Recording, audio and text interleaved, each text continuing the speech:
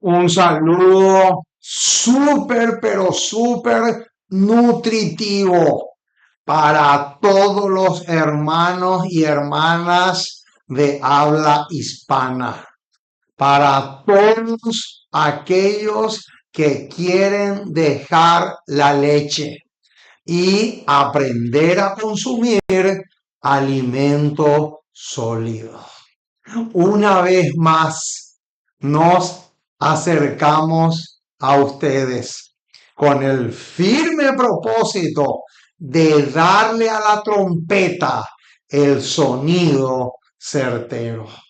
Hoy le traemos el tema número 563. Cada día se agranda más y más nuestro buffet espiritual, nuestro restaurante espiritual. Aquí tenemos abundancia de pan, así como dijo el hijo pródigo. ¿Cuántos jornaleros en la casa de mi padre tienen abundancia de pan? Y yo aquí perezco de hambre. Yo aquí comiendo la comida que le dan a los cerdos. Oh, mis amados, qué tremendo. No hay duda que nos gozamos y mucho en alimentarle al rebaño. Si ustedes desean comunicarse con este su pastor virtual, lo único que tienen que hacer es enviarnos un mensaje a este número, a este contacto de WhatsApp que aparece aquí en la pizarra y con mucho, pero con mucho gusto le vamos a proveer lo que ustedes necesitan para que puedan tener musculatura espiritual. Porque verle a una persona raquítica físicamente es terrible, pero verle a una persona raquítica espiritualmente es 10 veces peor, 10 veces peor, porque no en vano Apocalipsis 3:1 dice de que tienes nombre de que vives, pero estás muerto. O sea, es un cadáver espiritual. Porque nunca se olviden que muertos no son los que la paz disfrutan en la tumba fría, sino los que tienen su alma muerta y viven todavía. Qué tremendo, mis amados. Así como suena. Ahora, vamos a mirarle por unos segundos a nuestra compañera de trabajo, porque aquí tenemos el título del tema que hoy vamos a desarrollar. Este tema fue solicitado por la hermana Sara en Estados Unidos, que yo ya les hablé de ella, y ella me pidió que presente este tema. Entonces, a pedido de ella, lo vamos a hacer. Ustedes también pueden tener esa dicha. Ustedes no nos piden el tema. Si ya tenemos grabado, le enviamos en el momento. Ahora, si no tenemos, lo grabamos y después lo enviamos. Así de simple es. No hay mucha vuelta que dar. Entonces, el tema de hoy es el juicio investigador, mito o verdad, mito o realidad. Qué tremendo, mis amados. uno de los temas más atacados por Satanás y miles de personas utilizadas por el diablo ha sido este. Porque Satanás odia el tema del juicio investigador. Es realmente tremendo, mis amados. Así que prepárense porque vamos a estudiar con lujo de detalles. Muy bien. El juicio investigador, mito o verdad. Muy bien. Entonces, lo primero que tenemos que recalcar antes de leer el texto pivot que está acá en la pizarra, antes de eso quiero decirles que el juicio divino se compone de 3 etapas. El juicio de Dios tiene 3 partes o 3 etapas. Y eso es lo que vamos a ver hoy. Entonces, lo primero que vamos a decir es lo que está acá en la pizarra. Si es cierto lo que dicen muchos enemigos del santuario y de este tema, porque muchos dicen que el santuario es un mito, o mejor dicho, el juicio investigador es un mito o algo que fue inventado por los adventistas del séptimo día. Entonces, si es cierto que este tema del juicio investigador o el santuario es un mito, entonces quiere decir que se derrumban dos pilares fundamentales del gobierno divino. Y esos pilares están en el versículo 2 del Salmo 97. El Salmo 97, verso 2, habla de dos pilares fundamentales del carácter de Dios o del gobierno de Dios, que es lo mismo. Es la justicia y el juicio. Si yo digo que es el juicio investigador o el santuario es un mito, automáticamente se están derrumbando estos dos pilares. Y eso es imposible. Es completamente imposible derrumbar dos pilares de los 4 que tiene el gobierno de Dios. Salmo 97:2 habla justamente de esos dos pilares. Uno es la justicia y el otro es el juicio, que de paso están íntimamente relacionados. Eso es lo primero que tenemos que decir. Ahora, vamos a ver nuestro texto pivot. Nuestro texto clave. Nuestro texto pivot es Segunda de Corintios. Segunda de Corintios, capítulo 5. Segunda de Corintios, capítulo 5, versículo 10. Este va a ser el pivot. Este versículo va a ser como si fuera la columna vertebral que va a sostener todo el edificio. Noten lo que dice el versículo 10 de Segunda de Corintios 5. Porque es necesario, ojo con esa palabra necesario, es muy importante y tiene peso. Porque es necesario que todos nosotros, otro detalle que tiene peso, ese detalle, todos nosotros, esa palabra nosotros es clave. Noten, todos nosotros comparezcamos ante el tribunal de Cristo. para que cada uno reciba según lo que haya hecho mientras estaba en el cuerpo, sea bueno o sea malo. Muy bien, aquí tenemos un pasaje clave. ¿Por qué? ¿Por qué decimos que este pasaje es clave? Porque aquí el apóstol Pablo se incluye. Él dice todos nosotros.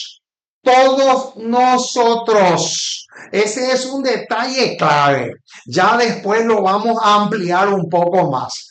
Y el otro pasaje, perdón, el otro detalle es la palabra necesario. Esa palabra es clave y tiene muchísimo peso. Y a medida que desarrollemos el tema, ustedes se van a dar cuenta por qué le estoy diciendo que esa palabra necesario es clave, súper clave. Muy bien, entonces, vamos a ir a la primera pregunta. La primera pregunta que tenemos que formularnos es la siguiente. ¿Cómo podemos demostrar bíblicamente que el juicio no podía ser en la época de los apóstoles? No podía ser. Era imposible que el juicio sea en la época en que vivieron los apóstoles. Era prácticamente imposible que eso sea. Ahora, ¿cómo podemos demostrar eso? Vamos a buscar el pasaje. Hechos capítulo 24, versículo 25. Noten, ¿cuál es la pregunta que vamos a responder?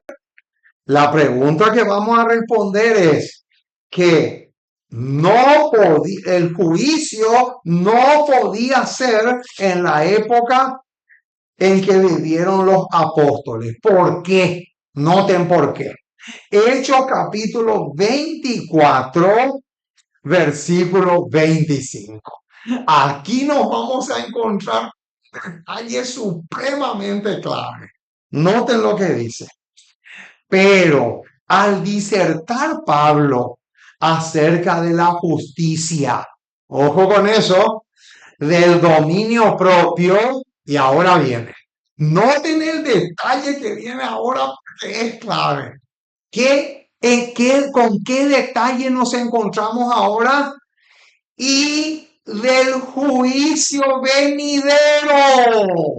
Este detalle es clave. ¿Qué dice?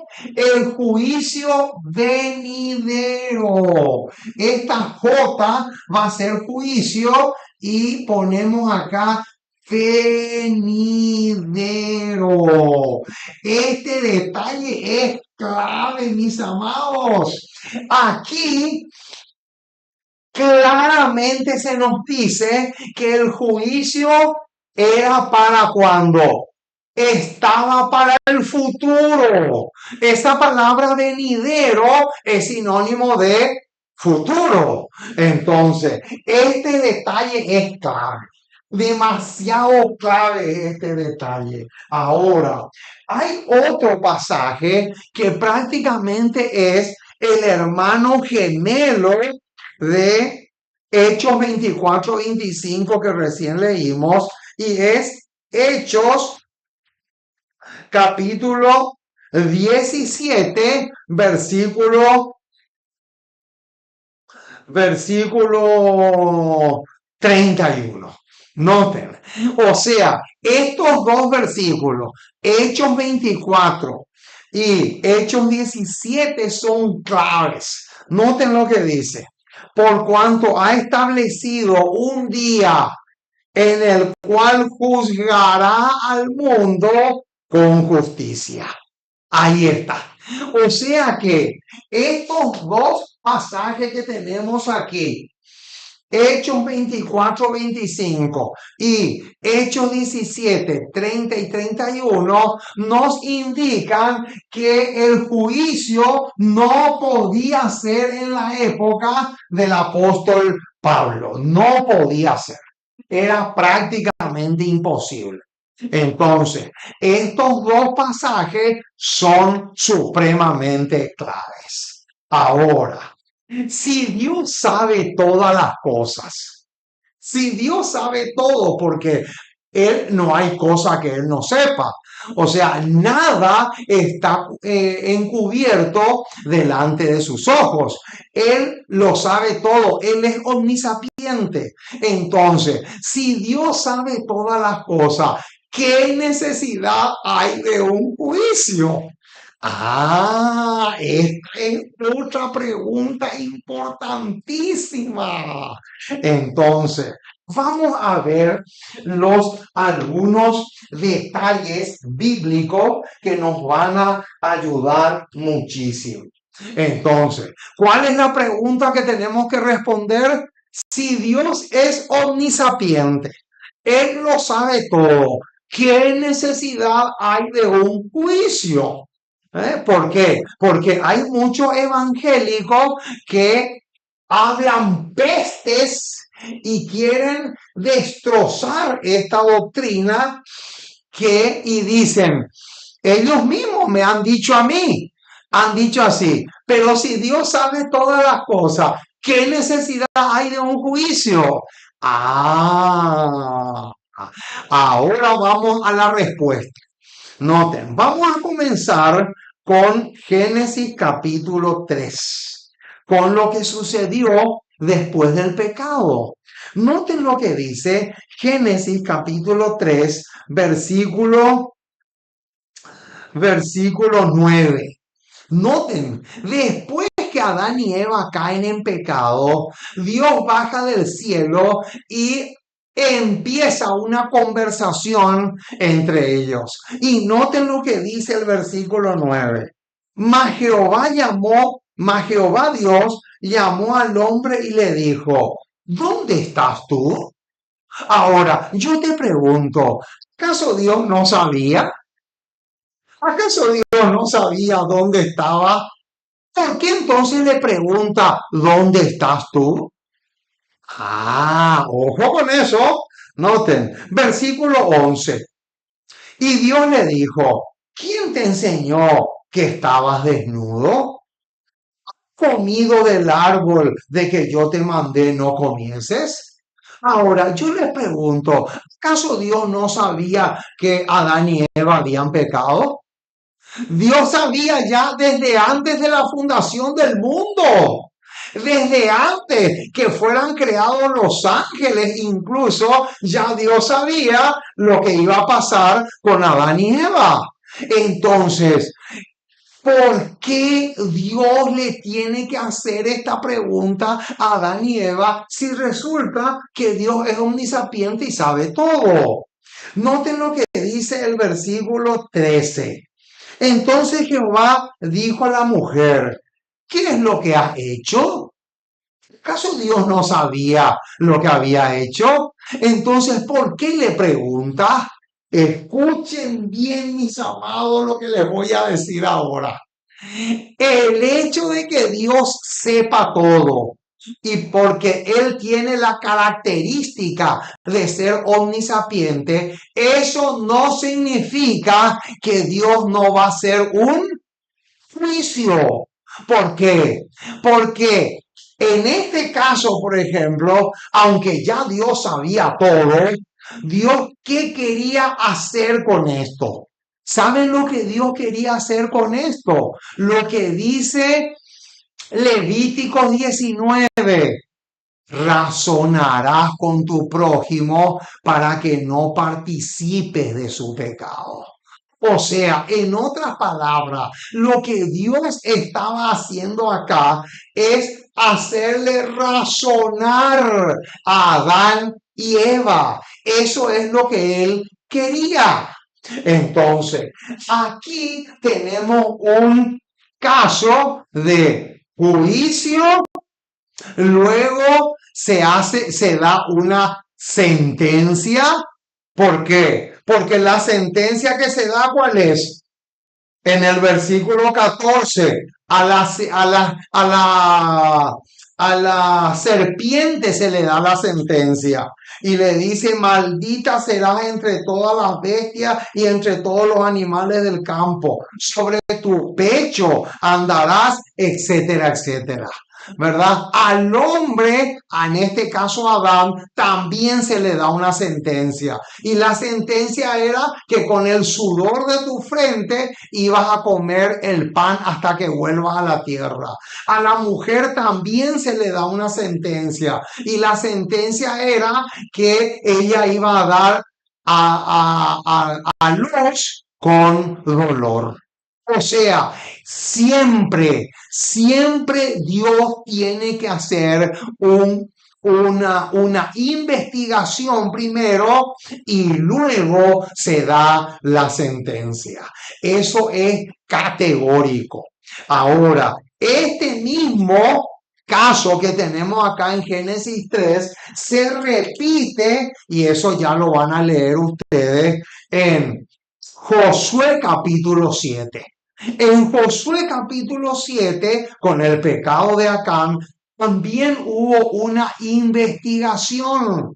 Y luego de la investigación se dio la sentencia. Lo mismo sucede en el caso de Sodoma y Gomorra en Génesis capítulo 18 y 19. Lo mismo. Cuando Dios se acerca y conversa con Abraham, también hay una investigación primero y luego se da la sentencia. Pero Dios siempre tiene que actuar de esa manera y después vamos a ampliar más ese dato. Ahora, ¿con qué clase de persona se inicia el juicio investigador? Otra pregunta interesantísima que tenemos que responder. ¿Con quién? ¿Con qué clase? ¿Con quiénes comienza el juicio? ¿Con quiénes comienza el juicio investigador? Vamos a responder esta pregunta. Y la respuesta la encontramos en Primera de Pedro, capítulo 4, versículo 17. Primera de Pedro, capítulo 4, versículo 17. Noten lo que dice. Porque es tiempo de que el juicio comience por la casa de Dios. Ahí está. Noten qué interesante ese detalle. Es tiempo de que el juicio comience por la casa de Dios. Ahora, ¿qué es la casa de Dios? Vamos a Hebreos. Vamos a Hebreos porque en Hebreos nos vamos a encontrar. Hebreos capítulo 3,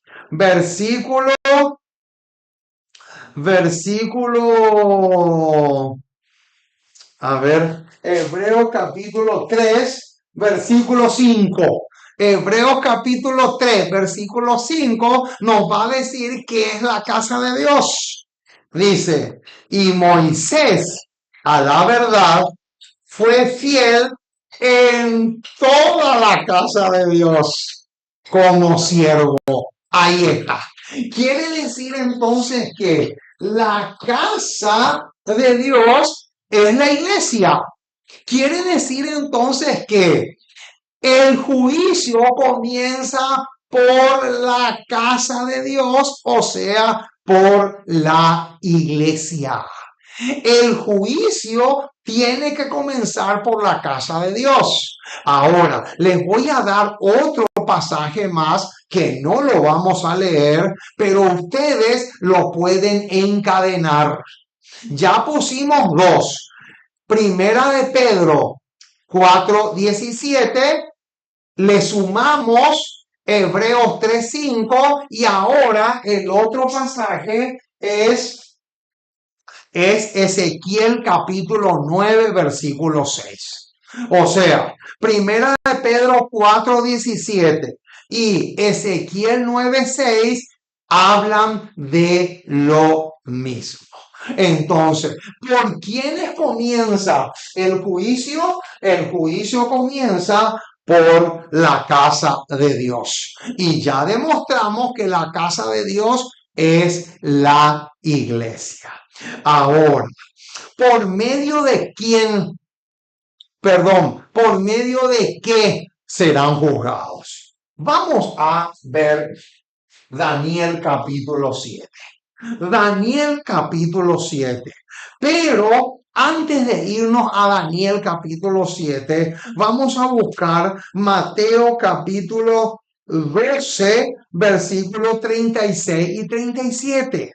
Y este pasaje lo vamos a entrelazar con Daniel capítulo 7. Pero vamos a primero mirar lo que dice Mateo 12, 36 y 37, porque este pasaje es clave y luego lo vamos a unir con Daniel 7. Noten lo que dice Mateo 12, 36 y 37. Mas yo os digo que de toda palabra ociosa que hablen los hombres, de ella, noten, darán cuenta en el día del juicio. Ahí está, noten, porque por tus palabras serás justificado y por tus palabras serás condenado. Ahí está. Entonces, la pregunta del millón es, ¿dónde se encuentran estas palabras que aparecen en el versículo 36? ¿Dónde se encuentran esas palabras? Esa es una pregunta legítima. Ahora sí, vamos a unir el pasaje que recién leímos de Mateo 12, lo vamos a unir o entrelazar con Daniel capítulo 7. Daniel capítulo 7. Daniel capítulo 7, versículo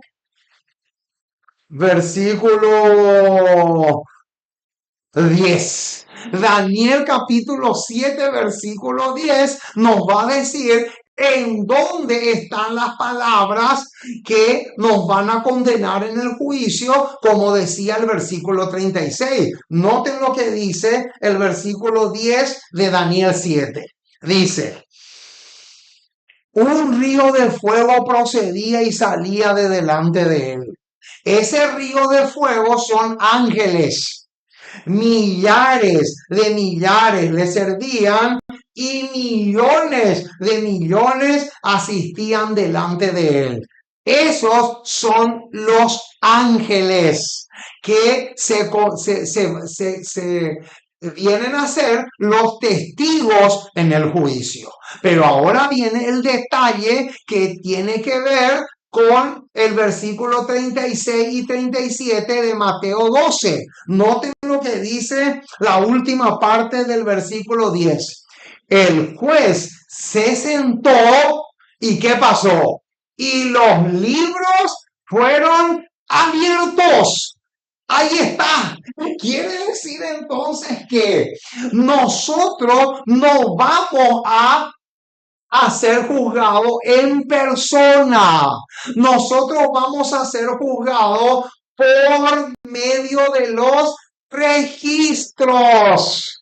Y los registros están en los libros. Después vamos a ver cuántos hay. Pero lo importante es que ahora ya sabemos que cuando Jesús en Mateo 12, 36 y 37 dijo, porque por tus palabras serás justificado y por tus palabras serás condenado, ¿en qué estaba pensando Jesús cuando dijo eso? Estaba pensando en los libros o en los registros que hay en el cielo, porque así es como vamos a comparecer ante el trono blanco. Qué tremendo, hermano. A mí me encanta esa conexión que estamos haciendo entre Mateo 12:36 y la última parte del versículo 10 de Daniel capítulo 7. Eso es clave, mis amados. Tenemos que tener mucho, pero mucho ojo con eso. Ahora, ¿de dónde Elena de White sacó? Noten esto porque es otra acusación que nos hacen los evangélicos. ¿De dónde Elena de White sacó que muchos nombres van a ser borrados de los libros de registros? Bíblicamente vamos a demostrar ahora. Bíblicamente vamos a demostrar de dónde ella sacó eso. Porque hay muchos evangélicos borrachos, porque realmente están borrachos, aparte de ser ignorantes, que dicen, la señora White, ¿de dónde sacó eso de que muchos nombres van a ser borrados de los libros del cielo? Vamos a demostrarte, mi estimado. Vamos a Salmos. Vamos a comenzar con Salmo 69. Vamos al libro de Salmos. Vamos a demostrar ahora con varios pasajes que esto no es ningún invento. Noten lo que dice 69, Salmo 69, versículo 28. Más claro, échale agua. Noten lo que dice el versículo 28. Sean raídos. ¿Qué quiere decir raídos? Raídos viene de raíz, sean arrancados de raíz, sean eliminados del libro de los vivientes y no sean escritos entre los justos. ¡Qué tremendo, hermano! Más claro que esto, imposible. Noten, Salmo 69:28 es más que suficiente, pero para poder reforzar más este pensamiento, vamos a buscar también Éxodo 32:33. Éxodo 32. Éxodo 32. Éxodo 32, versículo 31 y 32. Noten. Entonces volvió Moisés a Jehová y dijo, te ruego, pues este pueblo ha cometido un gran pecado porque se hicieron dioses de oro. Y como fruto de ese pecado, noten lo que Moisés ahora dice en el versículo 32. Que perdones ahora su pecado. Y si no hay remedio, noten, ráeme ahora de tu libro que has escrito. Segunda evidencia ya de que la señora White no inventa nada. Noten, otro pasaje más. Éxodo 22:19. Éxodo 22, versículo 19. Cualquiera que cohabitare con bestia, ¿qué dice? Morirá. Cualquiera que habitare con bestia, morirá. Éxodo 22:19. Ahora, Apocalipsis 3:5. Apocalipsis 3:5 más claro todavía. Apocalipsis capítulo 3, versículo 5. El que venciere será vestido de vestidura blanca. Y ahora miren, Ojo con el detalle. Y no borraré su nombre del libro de la vida. Ahí está. Y no borraré su nombre del libro de la vida. Más claro, imposible. Ahora, Ezequiel 13:9. Este está espectacular. Ezequiel 13:9. Noten, hermano, como si fuera que los anteriores no son suficientes. Este es clave. Este a mí me encanta. Noten lo que dice. Estará mi mano contra los profetas que den vanidad y adivinan mentira. No estarán en la congregación de mi pueblo. Y ahora viene. Ni serán inscritos en el libro de la casa de Israel, ni a la tierra de Israel volverán. Y sabréis que yo soy Jehová. Qué tremendo, hermano. Clarísimo, pero clarísimo. No puede ser más claro. Ahora, ¿quién es el juez? ¿Quién es el juez? Oh, mis amados, yo sé que ustedes no me van a creer, pero yo le he escuchado a muchos predicadores adventistas decir que Dios el Padre es el juez. Y eso no puede ser. Eso es falso. Y saben una cosa, muchos tropiezan con Salmo 56. Muchos tropiezan con ese versículo. ¿Saben por qué? Porque muchos se agarran de Salmo 56 para demostrar, entre comillas, demostrar que Dios el Padre es el juez. Y no puede ser. ¿Saben por qué? Porque si bien es cierto, Salmo 56 está hablando del Padre, pero yo no puedo leer Salmo 56 aislado. ¿Por qué aislado? ¿Por qué? Porque Salmo 56 dice, y los cielos declararán su justicia porque Dios es el juez. ¿Saben una cosa? Yo no puedo leer solamente este versículo y quedarme con este pasaje. No se puede. ¿Saben por qué? Porque este pasaje yo lo tengo que conectar. Subrayen esa palabra conectar.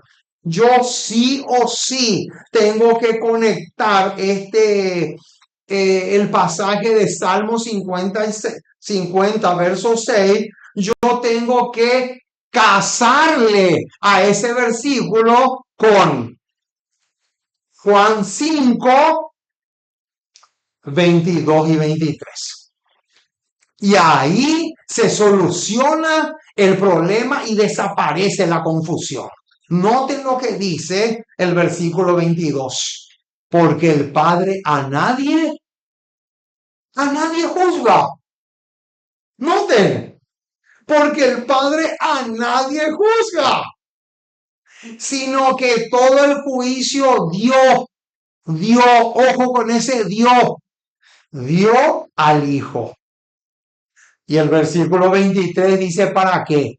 Para que todos honren al Hijo como honran al Padre. Ahí está.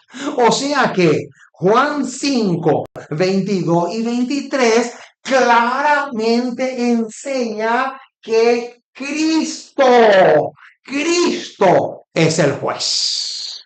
Clarito, pero clarito está la cosa. Ahora, los enemigos de esta verdad usan Romanos 8:1 para como argumento para decir que no habrá tal cosa como juicio. Romanos 8.1, ¿qué dice? Romanos 8.1 dice, ninguna condenación hay para los que están en Cristo. Ahí está. Entonces, ellos agarran ese versículo y te dicen, ahí está. ¿Para qué? ¿Para qué tal cosa como un juicio investigador si resulta que Romanos 8.1 dice que no hay ninguna condenación? No hace falta. Si Romanos 8.1 dice que no hay condenación para los hijos de Dios, entonces ¿para qué un juicio? Hmm. Les voy a decir, hermano, cómo fusilarle a esta gente. ¿Saben qué versículo ustedes le tienen que mostrar cuando ellos te sacan Romanos 8.1 con el pretexto de destruir esta doctrina, esta enseñanza tan maravillosa como es el juicio investigador? ¿Saben qué versículo ustedes le tienen que sacar? Hebreos capítulo 10. Y ahí no van a saber dónde esconderse, hermano. Ahí van a tener que hacer como hace el avestruz que esconde su cabeza debajo de la tierra. Noten lo que dice Hebreo capítulo 10. Hebreo capítulo 10, versículo 30. Con este pasaje le fulminamos a estos borrachos y mentirosos que quieren destrozar esta enseñanza tan maravillosa como es la del juicio investigador. Noten lo que dice el versículo 30, Hebreos 10:30. Pues conocemos al que dijo, mía es la venganza, yo daré el pago. Y ahora viene.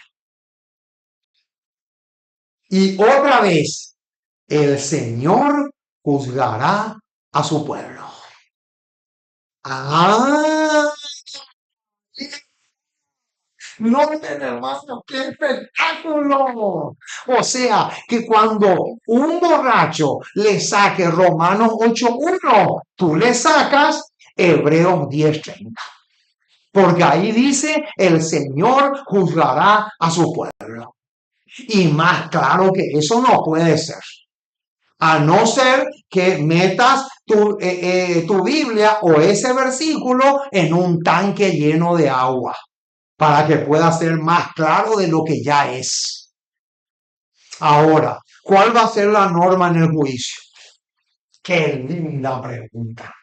¿Cuál va a ser la norma? ¿Hay o no hay una norma? Claro que sí. Santiago.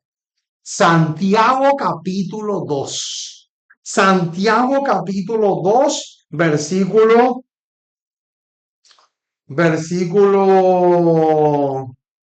12. Así habla y así hacer. Noten, hermanos, que ese así hablar y así hacer es lo mismo que lo que aparecía en este versículo 10 que leímos al comienzo, que decía, sea bueno o sea malo. Es lo mismo, dicho de otra forma. Como los que habéis de ser juzgados por la ley de la libertad. Ah, y la ley de la libertad no es otra cosa que el decálogo. Ah, ya sabemos entonces qué se va a tomar como norma o cuál va a ser la norma en el juicio. Ahora, aparte de la ley, hay otro detalle más. ¿Por qué otra cosa vamos a ser juzgados? Noten lo que dice Juan capítulo 12. Dos cosas vamos a tener como norma en el juicio. Número uno, la ley, el decálogo. Ya lo vimos eso en Santiago 2. Pero ahora viene otro detalle más. Noten lo que dice Juan 12:48. El que me rechaza y no recibe, ¿qué dice? Mis palabras, tiene quien le juzgue. Y ahora viene la palabra que he hablado. Ella, ella le juzgará en el día postrero. Quiere decir entonces que dos cosas van a ser lo que se va a tener como norma en el juicio: la ley y la Biblia. La ley y la palabra de Dios, que es el Antiguo y el Nuevo Testamento. Eso van a constituirse en la norma en el juicio. Mucho ojo con eso, hermano. Ahora, ¿cuál debería ser la actitud de los hijos de Dios o de los miembros de iglesia, de los justos, mientras se lleva a cabo el juicio preadvenimiento o el juicio investigador? ¿Cuál debería ser la actitud de ellos? Vamos a buscar. Hechos capítulo 3. ¿Cuál debería ser la actitud de los hijos de Dios durante el juicio? Noten lo que dice Hechos capítulo 3, versículo 19. Así que arrepentidos y convertidos. ¿Para qué? Para que sean borrados vuestros pecados, para que vengan de la presencia del Señor. ¿Tiempos de qué? Tiempos de refrigerio. Acá tenemos un detalle crucial, mis amados. O sea, ¿cuál debería ser la actitud de los hijos de Dios durante el juicio? Esta A es arrepentimiento y esta C es conversión. Pero esta palabra conversión tiene un sinónimo y es la palabra reforma. Quiere decir entonces que la verdadera actitud de los miembros de iglesia que quieren salir victoriosos en el juicio tiene que ser arrepentimiento y conversión. Y a eso le agregamos reforma. ¿Por qué? ¿Por qué? ¿Saben por qué? Porque cuando un hijo de Dios se acerca a él y le pide perdón, Dios cubre. Noten, hermano, esta palabrita es clave. Y esta palabrita sacamos del Salmo 32. El Salmo 32 habla justamente de la dicha del perdón, pero dice que Dios cubre su pecado, pero no lo borra.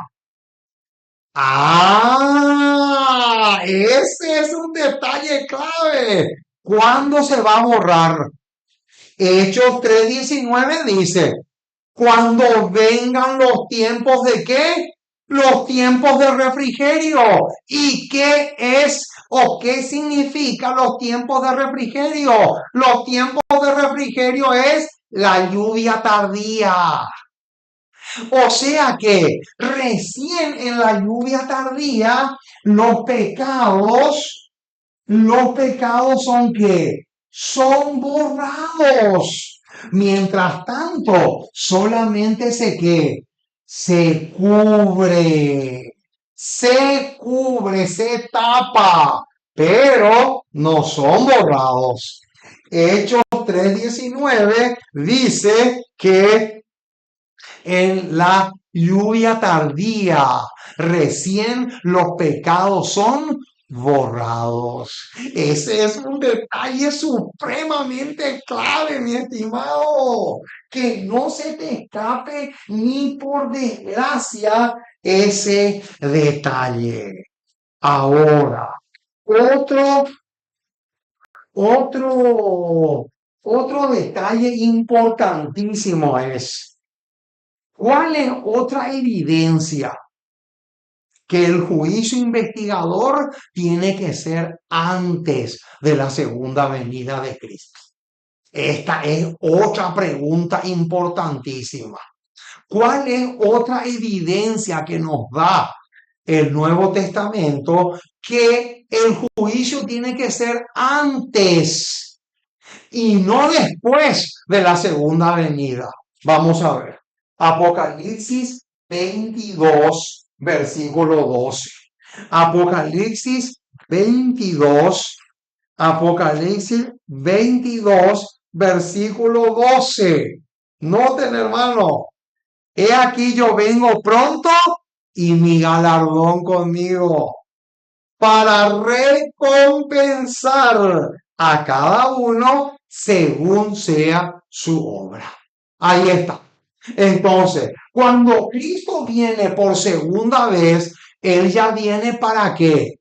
Para dar la recompensa o el castigo. Entonces, si cuando Él viene por segunda vez, ya viene para dar la recompensa, quiere decir que ¿qué? Quiere decir que el juicio investigador ya sucedió antes de su segunda venida.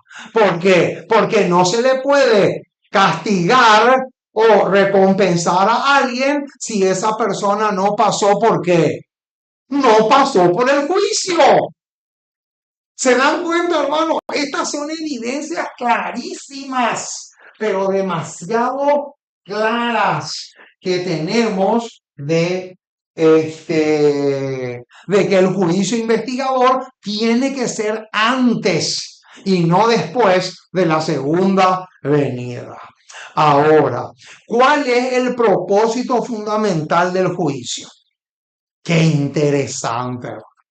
¿Cuál es uno de los propósitos claves del juicio? ¿Saben cuál es? Demostrar que las acusaciones de Satanás son falsas. ¿Por qué? Porque en Job 1, 9 al 11, en Job 1, 9 al 11, Satanás se presenta en el cielo para acusarle a quién, para acusarle a Job. Y le dice, claro, así cualquiera te sirve. Tú le has bendecido, pero de una manera espectacular. Entonces así cualquiera te sirve con ganas. O sea, Job 1, 9 al 11 habla de las acusaciones de Satanás. En Apocalipsis 12 también se habla de lo mismo. Dice que ha sido lanzado fuera el acusador de nuestros hermanos. Entonces, ese pasaje de Job 1, 9 al 11, lo vamos a conectar, ¿saben con qué? ¿Saben con qué lo vamos a conectar eso? Con Lucas. Busquen conmigo. Lucas capítulo 7. Lucas capítulo 7, 29 y 30. Y aquí nos vamos a encontrar con un detalle clave que nos demuestra cuál es el propósito del juicio. Noten lo que dice. 29 y 30. Y todo el pueblo y los publicanos, cuando lo oyeron, ¿qué dice? Justificaron a Dios, bautizándose con el bautismo de Juan. Quiere decir entonces que el propósito del juicio, que es justificar a Dios. ¿Por qué? Porque Satanás levantó una montaña de ¿qué? De acusaciones contra el gobierno de Dios. Satanás dijo que Dios era arbitrario, que Dios creaba leyes que sus hijos no podían obedecer. Satanás dijo también que en Dios no había una gota de abnegación. Y así podríamos mencionar acusaciones tras acusaciones que Satanás lanzó contra el gobierno de Dios. Bueno, el juicio es justamente para eso, para demostrar la justicia de Dios, para demostrar el trato que Dios le da a sus hijos y que siempre es un trato justo. Qué tremendo, mis amados, lo que tenemos acá. Ahora, ¿qué otro detalle tenemos? ¿Qué otro detalle tenemos? Y otros frutos del juicio. 3 frutos. Les voy a decir 3 frutos del juicio. Número 1, se tiene que demostrar que Dios es transparente. Ese es uno. Número 2, se tiene que demostrar que Dios es razonable, que con Dios se puede razonar, que Dios no dice, bueno, ustedes me tienen que creer a mí, punto, y se acabó. No, ese no es el Dios del cielo. Y número 3 es Dios es justo. Ahora, escuchen, hermano, el versículo clave que viene a continuación. Vamos a buscar un versículo súper clave y se encuentra en Habacuc. El pasaje que vamos a leer ahora es supremamente clave. Es demasiado clave. Vamos a Habacuc. Sí o sí tenemos que ver este pasaje. Habacuc capítulo 1, versículos 2 y 3. Noten lo que dice.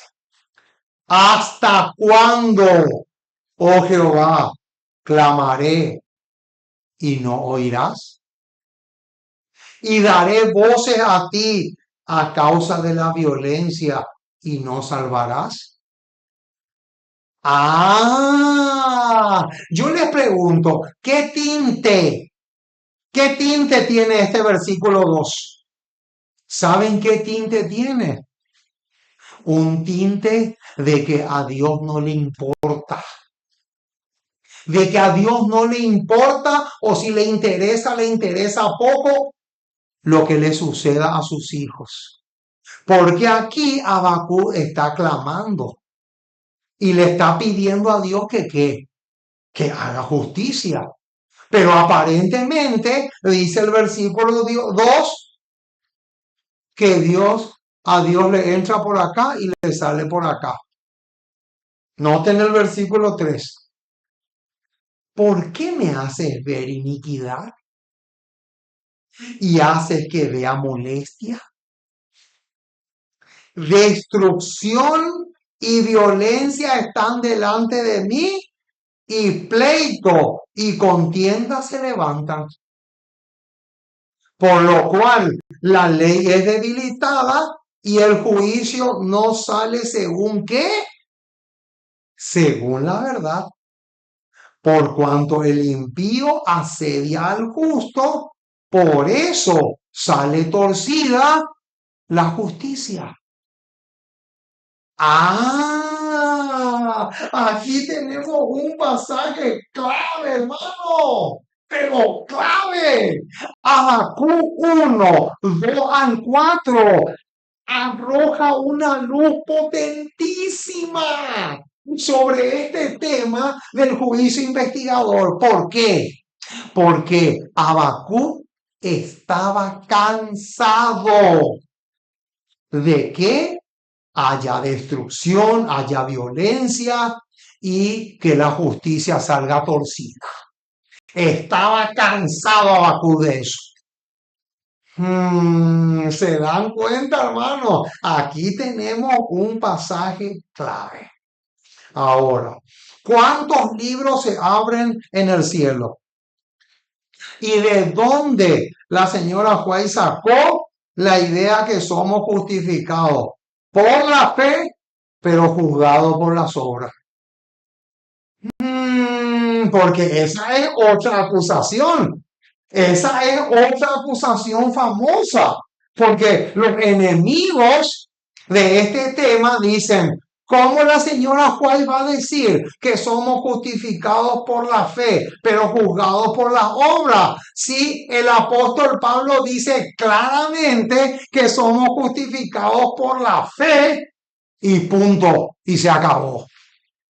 No, mi estimado, no, no es así. Vamos a ver, hermano, noten, vamos a ver este detalle. Apocalipsis 22, 12 al 13. Apocalipsis 22, 12 al 13. Noten lo que dice. Apocalipsis 22, 12 al 13. Noten lo que dice.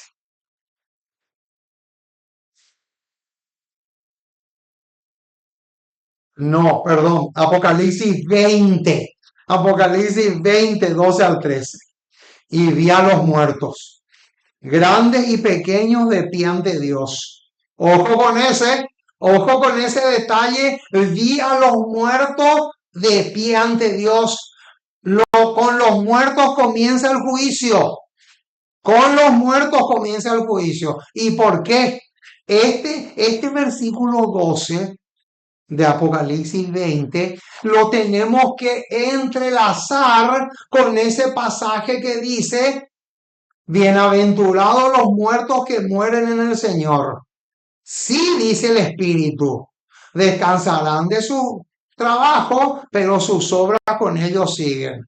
Entonces, ¿por qué dice bienaventurados de aquí en adelante? Ese es otro detalle clave. Ahora, pero lo que queremos recalcar ahora es cómo los muertos van a ser juzgados. Noten lo que dice. Y los libros fueron abiertos. Y otro libro fue abierto, el cual es el libro de la vida.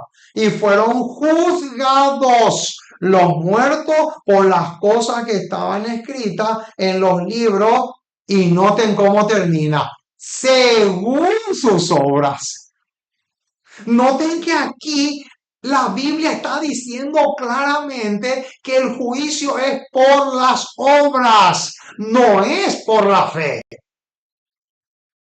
Clarito, mi estimado. Ahora, ¿cuántos libros hay en el cielo? Según Filipenses 4:3, no lo vamos a leer, está el libro de la vida. Según Malaquías 3:16 y Nehemías 13:14, está el libro de las memorias. Y el tercer libro es el libro de los pecados. Primera de Corintios 4:5 y Isaías 65, 6 al 7. Pero hay un cuarto. ¿Y saben cuál es? El libro de la muerte. ¡Qué tremendo, hermanos! ¿Saben una cosa, hermanos? ¿Saben ustedes lo que significa auditoría? Vamos a poner acá la palabra auditoría. ¿Saben? En el milenio se va a llevar a cabo el juicio corroborativo o auditoría. ¿Saben por qué? Todos los redimidos del cielo se van a convertir en auditores. ¿Por qué? Porque ¿qué hace el auditor? El auditor confirma si el trabajo se hizo bien o no. Ahí está. O sea que la segunda etapa del juicio es auditoría. Eso van a ser los redimidos en el cielo durante 1000 años. Auditoría total. Pero en el libro de la muerte se va a anotar cuántas horas Adolfo Hitler se tiene que quemar. Y tenemos que comparar la vida de Adolfo Hitler con la ley y la Biblia.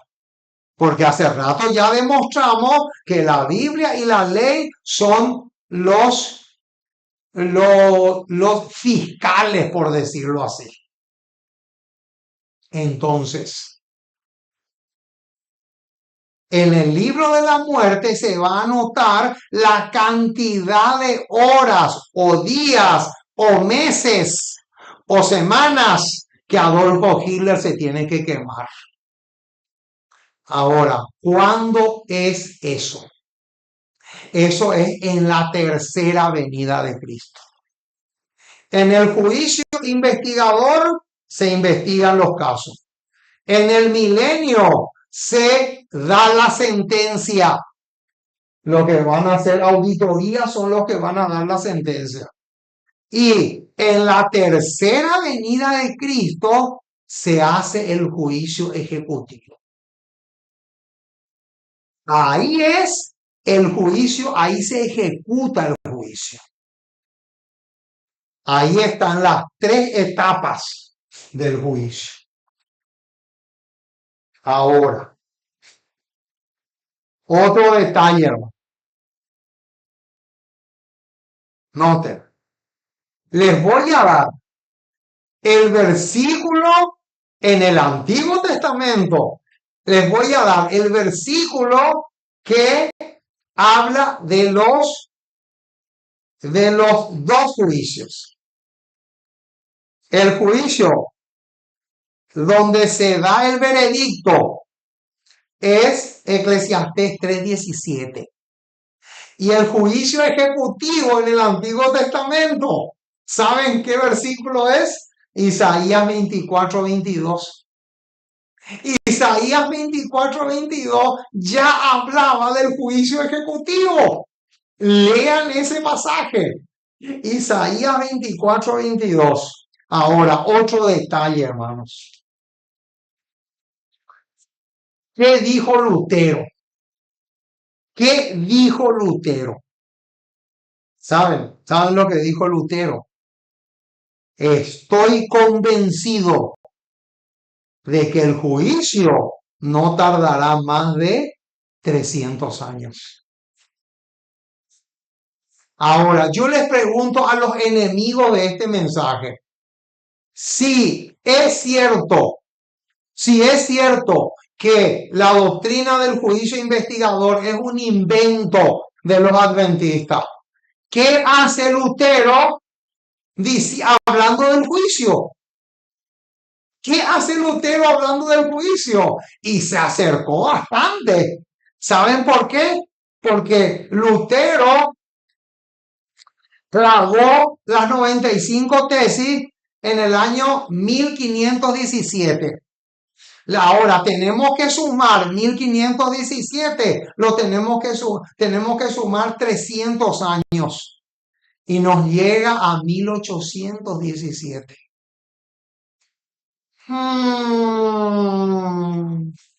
¡Qué tremendo, hermano! Cerquita,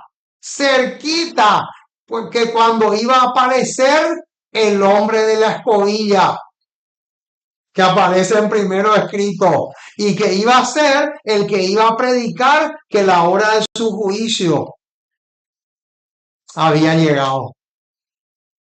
O sea, Guillermo Miller. Guillermo Miller es el hombre de la escobilla. No tener hermano. Qué tremendo. Ahora, ¿qué relación tiene Segunda de Tesalonicenses 2, 3 y 4 con el juicio? ¿Qué relación tiene? No vamos a leer porque ya la hora se nos fue. Segunda de Tesalonicenses 2, 3 al 4. Habla del hombre de pecado.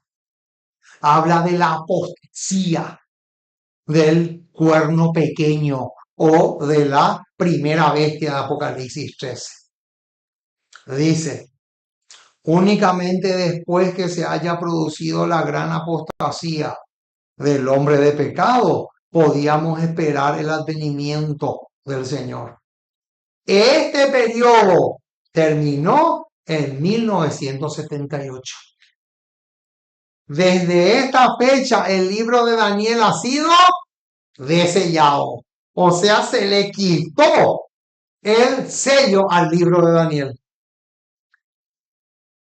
La ciencia de la profecía ha aumentado y muchos han proclamado el solemne mensaje del juicio.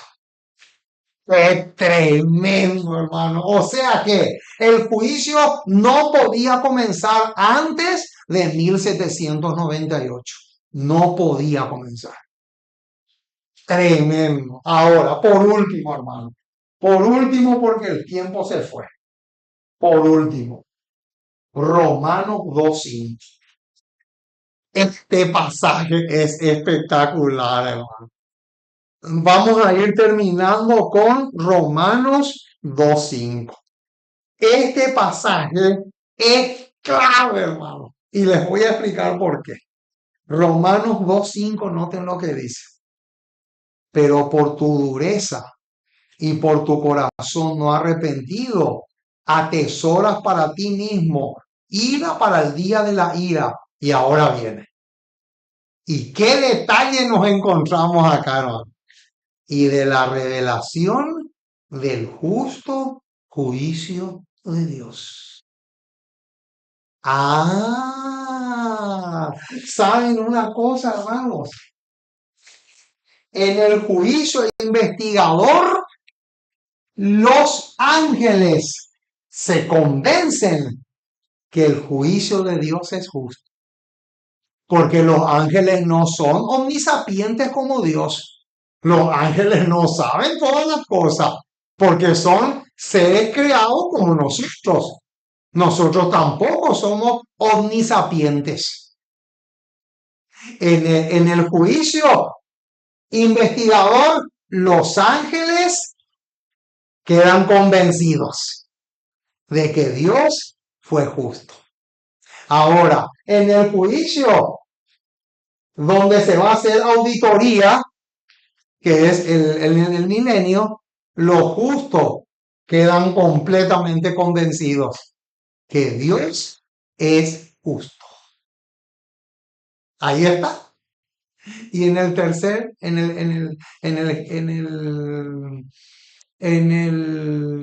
el juicio ejecutivo, ¿quiénes se convencen?